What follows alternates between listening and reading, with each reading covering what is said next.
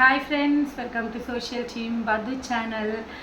Morning இன்றைக்கி காலையில் நான் உங்களுக்கு இந்த பதிவை நான் உங்களுக்கு பதிவு பண்ணுறேன்.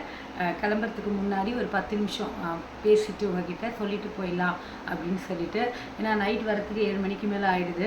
அதுக்கப்புறம் நான் வீடியோ உட்காந்து பேசின்றது அந்த ஷெட்யூலில் கொஞ்சம் டிஃபிகல்ட்டாக இருக்கிறதுனால இப்பயே பேசிட்டு போயிடலாம் அப்படின்னு சொல்லிட்டு, நான் எதை பற்றி பேச போகிறேன் அப்படின்றது பார்த்தீங்கன்னா, கண்டிப்பாக இந்த பதிவு யாருக்கு அப்படின்னா 40+ 40 வயசை தாண்டினவங்களுக்கு, 35லேருந்து இன்னும் 40 வயசுக்கிட்ட வரப்போகிறவங்க எல்லாருக்குமே, பொண்ணாக பிறந்த எல்லாருக்குமே கூட சொல்லலாம். ஏன் அப்படின்னா, நான் அந்த ஸ்டேஜ் இப்போ நான் கடந்து வந்துட்டுருக்கேன். அதனால தான் இது உங்களோட ஷேர் பண்ணிக்கணும்னு ஆசைப்பட்டேன். ஆக்சுவலாக பார்த்திங்கன்னா, நான் எதை பற்றி பேச போகிறேன் அப்படின்னா, ஒரு பெண்ணோட வாழ்க்கையில் முக்கியமான ஒரு தருணம் அப்படின்னு சொல்லிட்டு ஒரு சில விஷயங்கள்லாம் சொல்லுவாங்க. அது எப்படி அப்படின்னு பார்த்தீங்கன்னா, ஒவ்வொரு ஸ்டேஜுன்னு சொல்லுவாங்க பெண்ணோட வாழ்க்கையில். அந்த ஒரு ஸ்டேஜில் இதுதான் ஒரு பெண்ணோட இதில் ஃபிசிக்கலாக ஸ்டேஜ் மாற்றங்கள், உடல் மாற்றங்கள் அப்படின்னு பார்க்கும்போது, அந்த உடல் மாற்றங்களில் இப்போ இருக்கக்கூடிய இந்த ஸ்டேஜ் என்ன அப்படின்னு எனக்கு பார்த்தீங்கன்னா, 45+ ஆகிற அத்தனை பேருக்குமே வரக்கூடிய அந்த மெனோபாஸ் இதுதாங்க. இந்த நேரங்களில் ஒரு பெண் என்ன எதிர்பார்க்குறா, என்ன அவளுக்கு தேவை அப்படின்னு சொல்லிட்டு, ஜென்ரலாகவே ஒரு பெண் தன்னோட வாழ்க்கையில் ஒவ்வொரு ஸ்டேஜ்லேயும் ஒவ்வொரு விஷயத்தை விட்டு கொடுத்துட்டு போகிறா. நீங்கள் 45 வயசு தாண்டினவங்களாக இருந்தீங்கன்னா கண்டிப்பாக இந்த பதிவு உங்களுக்காக தான். அதே மாதிரி 35 40 அப்படின்னு தொட போகிறீங்கனாலும் நீங்கள் இந்த பதிவை கண்டிப்பாக பார்க்கலாம். ஏன் அப்படின்னா, ஒரு கட்டத்துலேயும் ஏதோ ஒரு விஷயத்தை விட்டு கொடுத்துட்டு தான் போகிறா. உடை மாற்றத்துலேருந்து, அதுக்கப்புறம் தன்னுடைய படிப்பு, தன்னுடைய வேலை, அதுக்கு மட்டும் இல்லாமல் கல்யாணம்னு ஒரு விஷயம் ஆகும்போது தன் பிறந்த வீடு எல்லாத்தையுமே விட்டு கொடுத்துட்டு தான் ஒரு பெண் தன்னோட வாழ்க்கையில் அடுத்த கட்டத்தை நோக்கி போயிட்டே இருக்கா. அதுவும் இந்த 45 வரும்போது, அதெல்லாம் தாண்டி வரும்போது எல்லா பெண்களுக்கும் ஒரு தாயாக அறியப்படுறாங்க. அப்படி வரும்போது குழந்தை, அதாவது தாயான அத்தனை பேரும் ஒரு வயசு வந்த பசங்களுக்கு தாயாக தான் அறியப்படுறாங்க. அப்போது புரிதல் இருக்கிற இடங்கள் நிறைய. பெண் குழந்தைகள் இருக்கிற அம்மாவுக்கு ஓரளவுக்கு சப்போர்ட் பெண் குழந்தைகளால், அதாவது இந்த 45 வயசுக்கு மேலே இருக்கிற அம்மாக்களுக்கு வயசு வந்த பெண் குழந்தைகள் இருந்ததுன்னா இந்த மெனோபாஸோடைய கஷ்டங்கள் என்னன்றது 100% தெரியும். இதே ஆண் குழந்தைகளாக இருந்ததுன்னா அந்த ஆண் குழந்தைகளுக்கு 75% தான் தெரியும். மீதி 25% ஒரு அம்மாவுக்கும் பிள்ளைக்கும் உள்ள அந்த ஒரு இடைப்பட்ட விஷயத்தில் அம்மா ஏதோ உடல் ரீதியாக கஷ்டப்படுறாங்கன்னு மட்டும்தான் அந்த ஆண் குழந்தைக்கு தெரியுமே தவிர அந்த பெண் குழந்தை அளவுக்கு தெரியாது. அப்போது இதுலேருந்து எப்படி கடந்து வர்றது? மெடிசன்ஸ், நிறைய டெக்னாலஜி எல்லாமே வந்துருச்சு. நமக்கு முன்னாடி இருந்த ஜெனரேஷன், அதுக்கு முன்னாடி இருந்த இந்த மெடிக்கல் இதெல்லாம் வராதுக்கு முன்னாடி அவங்களாம் எப்படி இருந்தாங்கன்னா, அவங்க நல்ல ஆரோக்கியமான உணவை சாப்பிட்டாங்க. உடல் உழைப்பு அவங்களுக்கு எல்லாமே நல்லா இருந்தது. நார்மல் டெலிவரியாக இருந்தது. அப்போ அவங்களால இதை ஏற்றுக்க முடிஞ்சது, தாங்க முடிஞ்சது. இதை அவங்க ஒரு அழகான ஒரு விஷயமா எடுத்துகிட்டு போனாங்க, இந்த மெனோபாஸ் அப்படிங்கிற விஷயத்த. போன ஜெனரேஷன்லேருந்து இப்போ நான் இருக்கிற இது வரைக்கும் பார்த்தீங்கன்னா, கொஞ்சம் கொஞ்சமாக டெக்னாலஜி உள்ளே வரவுடனே உடல் உழைப்பு எல்லாமே நமக்கு இதுவாகி போயிடுச்சு. உட்காந்து பாத்திரம் தேய்ச்ச காலம் போய் இப்போ நம்ம நின்றுட்டு தான் பாத்திரமே தேய்க்கிறோம். அந்த காலங்கள்லாம் உட்காந்து எல்லாத்தையும் ஒழிச்சு போட்டு அப்படி தேய்க்கும்போது உடல் அந்த போஸ்டர், உட்காந்து இருக்கிற போஸ்டர் எல்லாத்துக்கும் வலு கொடுக்கும்னு சொல்லுவாங்க. ஆனால் இப்போ இருக்கக்கூடிய காலகட்டங்கள் நம்ம நின்றுக்கிட்டே தான் பண்ணுறோம். அப்போலாம் அடுப்படி உட்காந்து தான் பண்ணுவாங்க. அடுப்பு இருக்கும், உட்காந்துப்பாங்க, மனை போட்டு உட்காந்துப்பாங்க. எல்லாத்துக்கும் ஒரு தத்துவம். அப்போலாம் உட்காந்து மனக்கட்டை போட்டு குளிப்பாங்க, அது ஒரு தத்துவம். ஆனால் இந்த காலங்கள் நின்றுட்டு தான் எல்லாமே பண்ணுறோம். நின்றுட்டு தான் நம்மளால் உட்காரல அப்படின்னும் போது முட்டி இதெல்லாம் வரும்போது இந்த மெனோபாஸ் இப்போ இருக்கக்கூடிய காலகட்டங்களில் மெனோபாஸ் அப்படிங்கிற விஷயம் ரொம்ப மன ரீதியாக பாதிக்கப்படுறோம். மன ரீதியாக, உடலால் நம்ம எவ்வளோ தாங்கினாலும் ஒரு பெண், என்னுடைய பார்வையிலிருந்து ஒரு பெண் சோர்வடைகிறது இந்த காலகட்டங்கள் தான். நல்ல ஒரு உத்வேகமாக இருக்கக்கூடிய ஒரு பெண் கூட சோர்வடைகிறது இந்த காலகட்டம் தான். மறக்காமல் சோஷியல் டீம் பது சேனலை லைக் பண்ணி ஷேர் பண்ணுங்கள். வீடியோ கொஞ்சம் 10 நிமிஷம் ஆனாலும் ஸ்கிப் பண்ணாமல் பாருங்கள். ஏன் அப்படின்னா, இதை எப்படி நான் கடக்கிறேன் அப்படிங்கிறதா. ஏன்னா டாக்டர்கிட்ட போயாச்சு, ஸ்கேனு, மருந்து, மாத்திரை, அதாவது ஒரு குடும்பத் தலைவி தனக்காக செலவே பண்ணிக்க மாட்டாங்க. அவ்வளோ சீக்கிரம் தன்னுடைய செலவை இது பண்ணிக்கவே மாட்டாங்க. ஆனால் அந்த குடும்ப குடும்ப தலைவியை பயந்து ஓடி போய் செலவு பண்ணுற ஒரு கட்டம் தான் இது. ஸ்கேனுக்கு, மருந்து மாத்திரைக்கு, டாக்டர் இந்த டாக்டர் இப்படி சொல்வாரா, அந்த டாக்டர் இப்படி சொல்வாரா, செகண்ட் ஒப்பீனியன் கேட்கலாமா, நமக்கு இந்த நோய் இருக்குமான்னு ஒரு பயம். அந்த பயத்தில் ஓடுறோம். நம்ம இல்லைன்னா நம்ம குழந்தை என்னாகும், நம்ம பிள்ளை என்னாகும், நான் 2 கட்டாம் வாழ்க்கை நிலையில் பசங்க இருக்கே, இந்த பயத்தில் ஓடுறோம். காசுக்கு காசு எல்லாமே. இது எல்லாமே 50% தான் ஃப்ரெண்ட்ஸ்.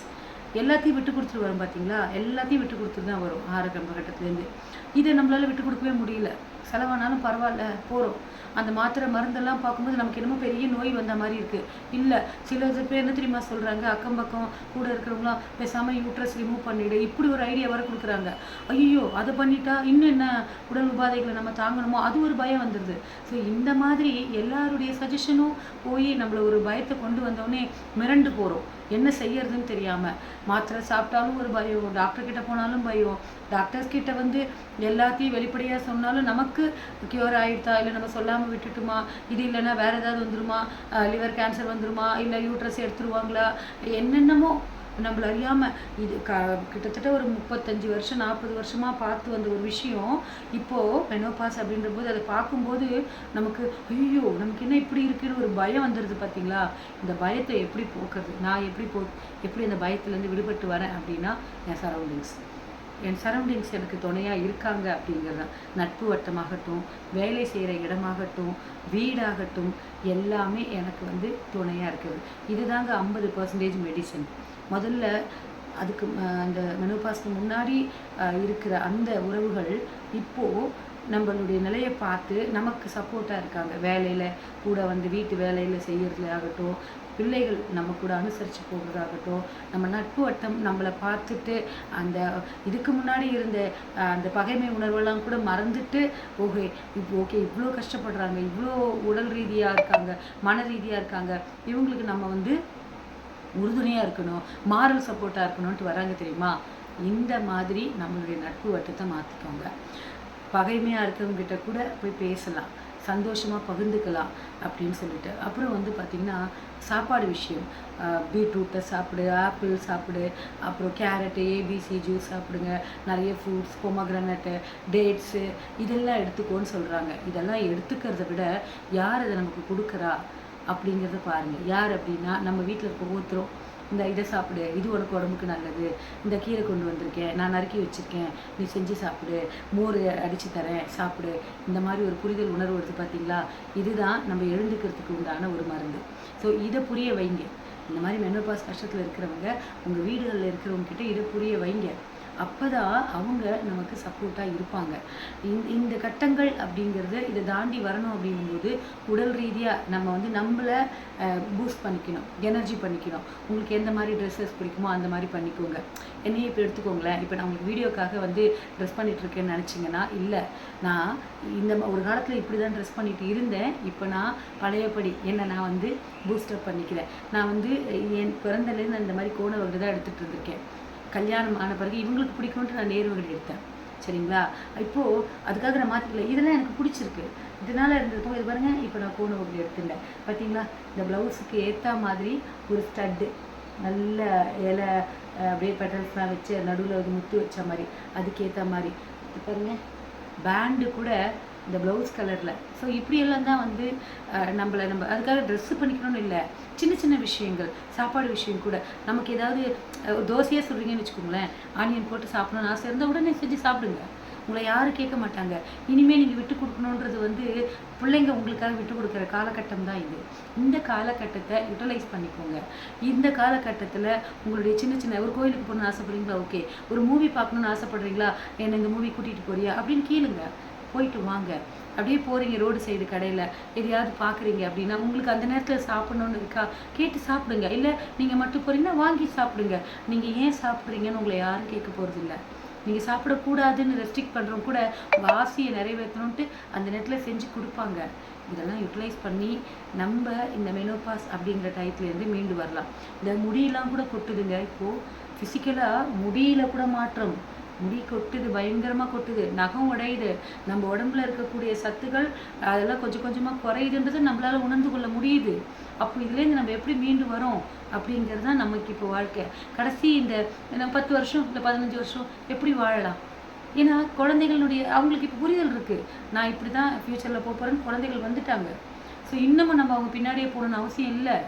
அவங்களுக்கு ஒரு பாதையை காமிச்சு கொடுங்க, ஆனால் ஒரு நம்பிக்கையை கொடுங்க, நான் கூட தான் இருக்கேன் அப்படின்ற நம்பிக்கையை கொடுத்துட்டு நம்மளுடைய இந்த காலகட்டத்தை நம்மளை சுற்றி இருக்கவங்களோட புரிதலோட வாழுங்க. கோபப்படாதீங்க, சந்தோஷமாக சிரிங்க, நிறைய காமெடி சீன் பாருங்கள். நீங்கள் எஸ்பிபியோ இல்லை நீங்கள் வந்து சின்ன குயில் சித்ராவோ எஸ் ஜானகியோலாம் இல்லை, நம்ம தான். ஆனால் நமக்கு பாட தெரியும்னா பாடுங்க.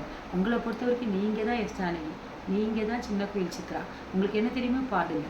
ஒரு சின்ன மூமெண்ட் பார்க்குறீங்களா, ஆடணும்னு தோணுச்சா ஆடுங்க. யார் வேணான்னு சொல்ல போகிறா, ஆடுங்க, சிரிங்க, சந்தோஷமாக இருங்க. உங்களை யாராவது கையை நீட்டி கஷ்டப்படுத்தணும்னு வராங்களா, அப்படியா, நன்றி, வணக்கம், சந்தோஷம், நான் அப்படின்னு நீங்கள் புரிஞ்சுக்கிட்டீங்களா, ஹாப்பி சொல்லிட்டு போயிட்டே இருங்க. அப்படி தாங்க நான் என்னை வந்து மாற்றிக்கிறேன், வேறு வழி இல்லை. அப்போ தான் நம்மளால் மருந்து மாத்திரை மட்டும் குணப்படுத்தாது, நல்லா ஞாபகம் வச்சுக்கோங்க. மருந்து மாத்திரை மட்டும் நம்மளை குணப்படுத்தாது.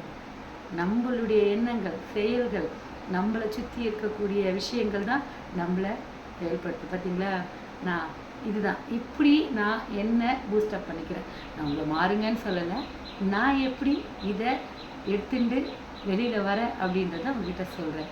வேறு ஒரு வீடியோவில் பார்க்கலாம். மறக்காமல் சோஷியல் டீம் பார்த்து சேனல் லைக் பண்ணி ஷேர் பண்ணி கமெண்ட் பண்ணுங்கள் ஃப்ரெண்ட்ஸ். ஃபுல் வீடியோவையும் பாருங்கள். Bye friends.